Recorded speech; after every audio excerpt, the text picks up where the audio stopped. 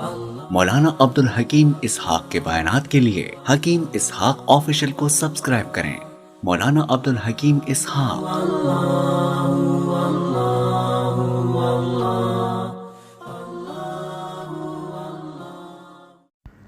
بسم اللہ الرحمن الرحیم نحمده ونصلی ونسلم علی رسولہ الکریم اما بعد فاعوذ باللہ من الشیطان الرجیم بسم اللہ الرحمن الرحیم۔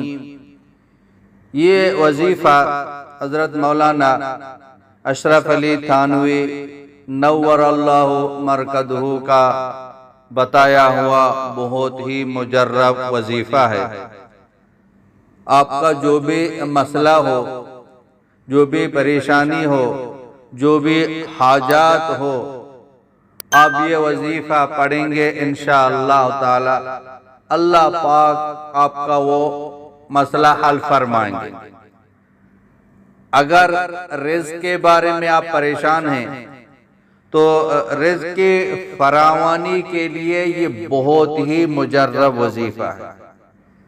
رزق میں تنگی ہے، رزق میں برکت نہیں ہے، گھر کے اندر پریشانی ہے، آپ یہ وظیفہ پڑھ لیں انشاءاللہ تعالی چند دنوں میں آپ کا یہ بڑا مسئلہ حل ہو جائے گا۔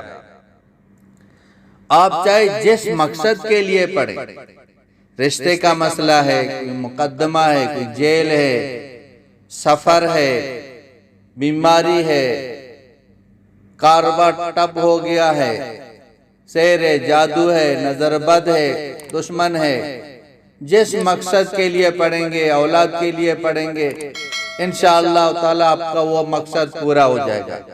یہ وظیفہ پڑھتے ہوئے اپنے مقصد کو اپنے تصور میں رکھ کے یہ وظیفہ پڑھ لیں انشاءاللہ تعالی آپ کا کام ہو جائے گا۔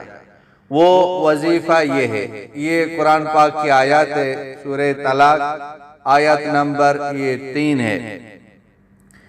وَمَن يَتَوَكَّلْ عَلَى اللَّهِ فَهُوَ حَسْبُهُ إِنَّ اللَّهَ بَالِغُ أَمْرِهِ قَدْ جَعَلَ اللَّهُ لِكُلِّ شَيْءٍ قَدْرًا۔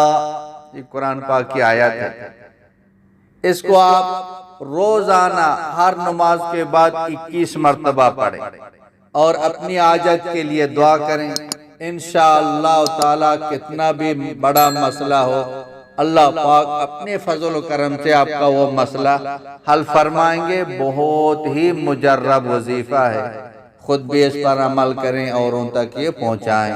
وآخر دعوانا ان الحمدللہ رب العالمین۔